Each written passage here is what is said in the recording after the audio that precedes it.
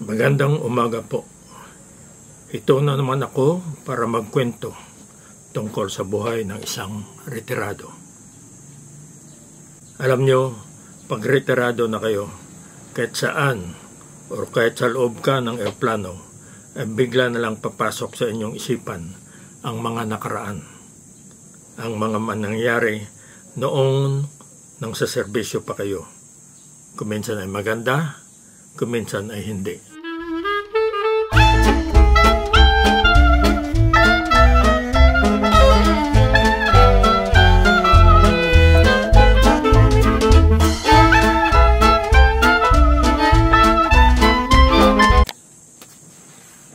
Nakasakay ako sa isang commercial airline para magbakasyon nang pumasok sa isip ko itong experience na mahirap din makalimutan. Parang nananaginip ka ng gising. Kahit anong gusto mong gawin para matulog o manood ng movie ay hindi ka ganahan dahil sa mga alaala na pumapasok sa isipan mo.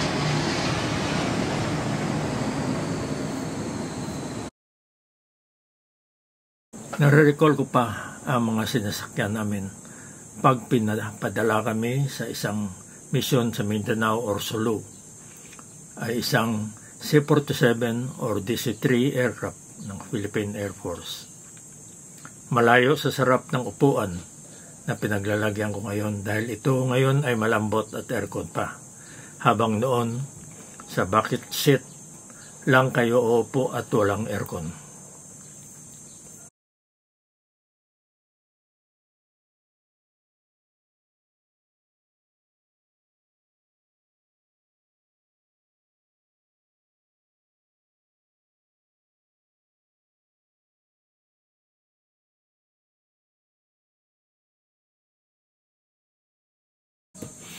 Itong experience ko ay first time ko sa actual war zone on the ground.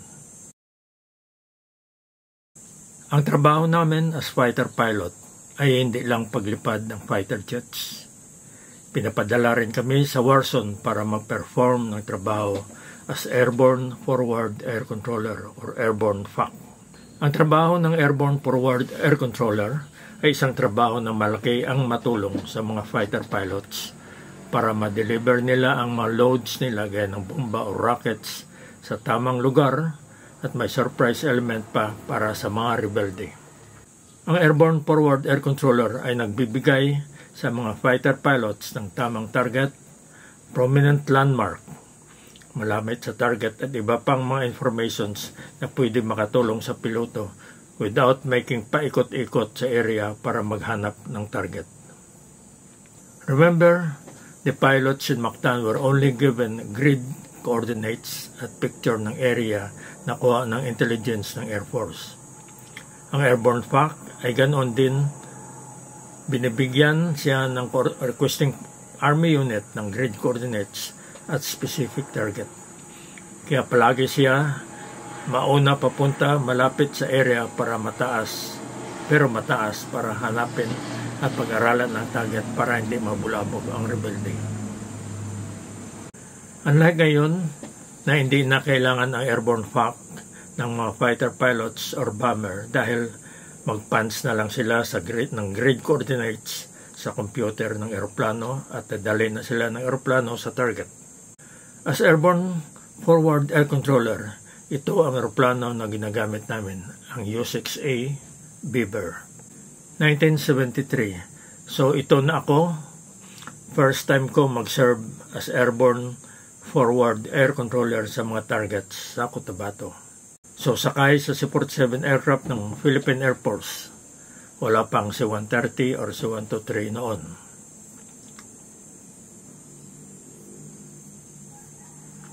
Naka-bucket seat pa kami. Pagdating namin, akala ko may gun salute sa arrival ko. Ipinyente lang tayo.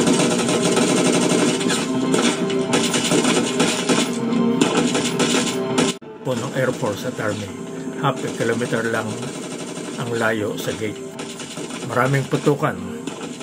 First time ko mag-experience sa Gabon. Iba pala ang feeling kung ikaw ay nagpapaputok. Iba ang nag-defend. Siyempre, kakababa ko lang sa aeroplano at malakas ang putukan. Kinabahan ako, siyempre. First time ko, maka-experience ng ganoon. Kung nakapasok ang kalaban, ano ba ang laban ko? Isang 45 ang dala kong armas at 52 lang ang bala. Hindi ko alam kung saan hihingi ng bala dahil kabababa ko lang sa aeroplano. Takot at kaba ang naramdaman ko pero hindi ako nagpahalata sa mga nandoon. Takbo doon sa medyo may cover. Mabuti na lang at nasubdue ng army ang mga pag-atake nang pinalabas nila ang tangke nila. Simula noon, araw at gabi ay naka-red alert na ang area. The next day, may trabaho agad ako. May request ang Army Camp for an airstrike sa Barrio Bugawas in Cotabato. Natanggap ng fighters sa Mactan ang request at nag-prepare na ang mga piloto. Binigyan sila ng grid coordinates ng target. Ako, binigyan rin ng Army ng message nila, nag-indicate kung sa anong oras sila dapat nandoon sa the next day para makapasok ang Army pagkatapos ng airstrike. So, early in the morning ay nag-take off na kami using the U-6A Beber aircraft and me as the airborne forward air controller. I sat on the right side seat as I have to talk to the fighters and direct them kung saan ang target nila kahit malayo pa sila. I have to describe to them kung ano ang prominent na marker gaya ng building, malaking kahoy, river, or anuman malapit sa target para hindi na sila magpaikot-ikot sa paghanap ng target at diretso agad paghulog ng bomba or fire rocket sa target. On March 1973, I controlled the two F-5As who dropped napalm bombs to a target about 4 kilometers southeast away from Awang Airport. Heavy burning was observed after the two F-5s left the area.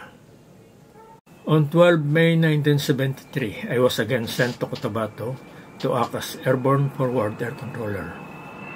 On that day, I controlled two F-5s, call sign Cobra Alpha and Barrio Tabungaw, Cotabato. The element lead of Cobra Alpha hit a house suspected to be an ammunition dump of the rebels. A big explosion followed after the airstrike and fire spread in the area. Also on the same day, 12 May 1973, I controlled Bulldog Fox composed of Captain Abela as element lead and Lieutenant Kakal as wingman. Bulldog Wolf composed of Major Hotchkiss as element lead and Lieutenant Prudente as wingman hit a big house suspected to be a rebels barracks in Barrio Masolot sa Pacan area in Cotabato.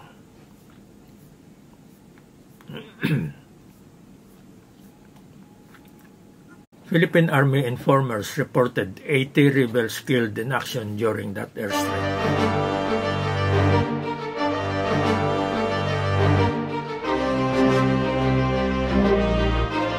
Sa ganito marami ng mga control ko ay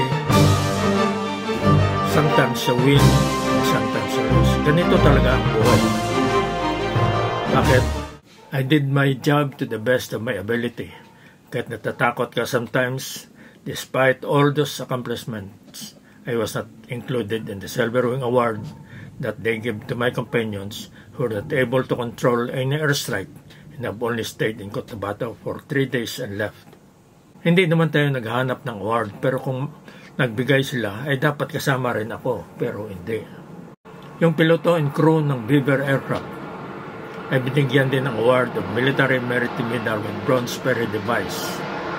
Ito ang pilot and crew of the aircraft na sinakin ko para mag-control ng airstrike, pero hindi rin ako sinama. Malas ko lang talaga. Anyway, ganyan talaga ang buhay. Sometimes a win and sometimes a lose. Yun lang, hindi fair ang laban.